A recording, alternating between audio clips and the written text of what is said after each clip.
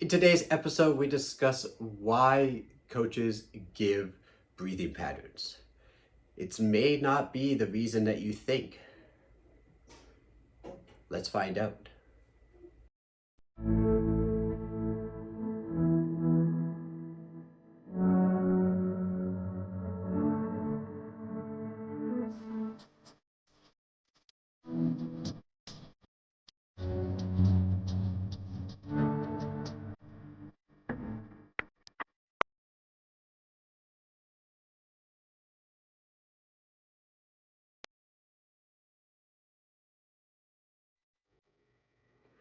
Hi, I'm Coach Chris.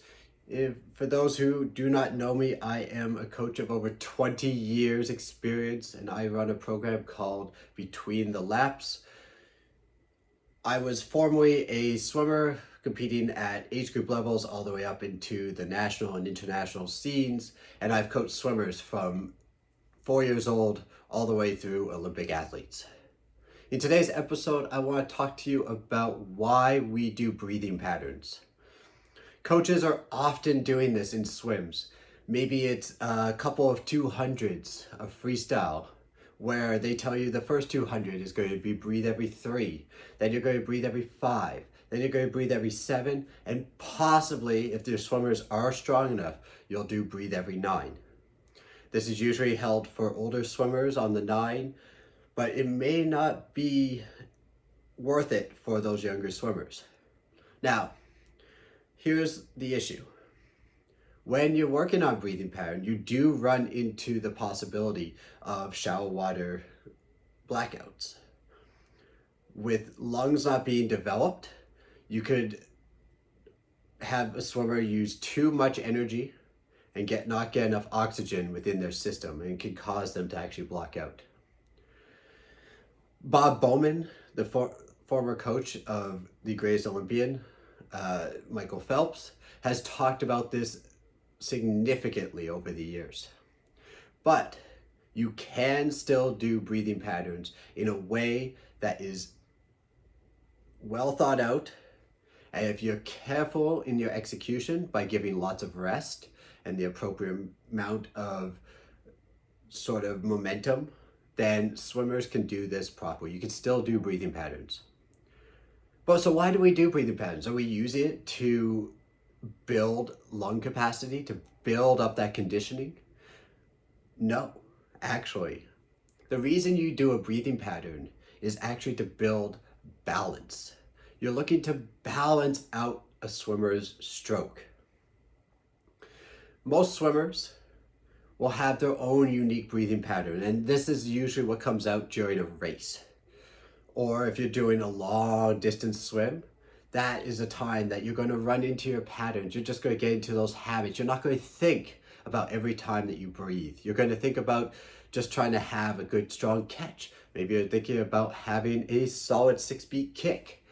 You're not going to be thinking about that breathing pattern. So for some swimmers, that means breathing every 2 strokes or every stroke. And that means they're going to be breathing to one side all the time. And when you do that, you do have the potential of starting to build up too much strength in one part of your body. You tend to have a stronger pull with the arm that you're breathing away from. So as your head moves and your body rotates, you get a bit of a deeper catch, which is going to come in, you're going to pull, and it's going to be deeper. You're going to start building more muscle, especially in those younger swimmers. For myself, this was a major problem. I ended up overcompensating on my one side when I used to swim at about 7, 8 years old. Got to the point where one side of my body was so much stronger that my shoulders just gave up and I couldn't lift my arms and I couldn't swim. I was out of the pool for about 6 months. It was terrible. So we want to focus on breathing patterns that build balance.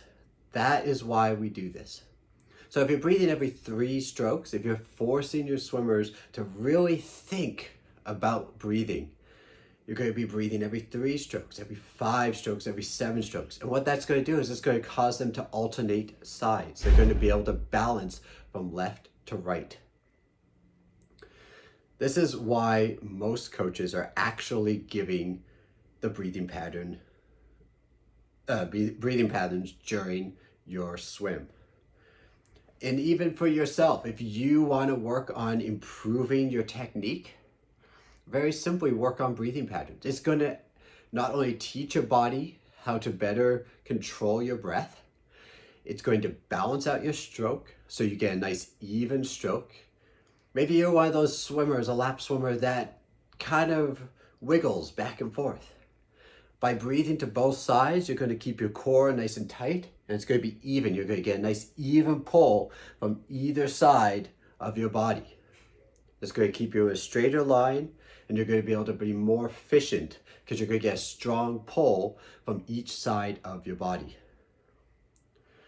So next time you're in the pool, try 8 laps, a 200, where you breathe the first 50 at every 3 strokes. Then try the next 50 at every 5 strokes. And if that feels comfortable, try to breathe every 7 strokes. Try to find that balance, that rhythm at 7 strokes.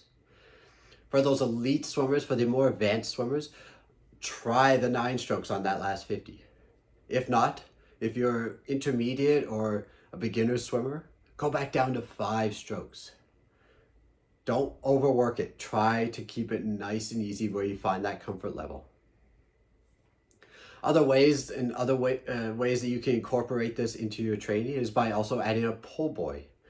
When we do pull sets, this is a great opportunity to find balance because it keeps the core nice and tight and you don't have to think about kicking. So you get that 1, 2, 3 breathe, 1, 2, 3 breathe. And you get that nice rotation by keeping the core tight, and you're getting that extra little bit of help from your pull buoy. So next time you swim, give this a try. If you really enjoyed the content today and want to see more of this, please leave a comment below, like, share, subscribe if you can. That really helps us get out more content to you.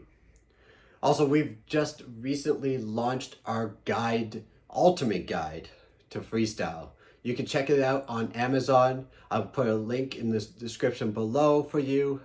Until next time, keep swimming, have fun, see you soon.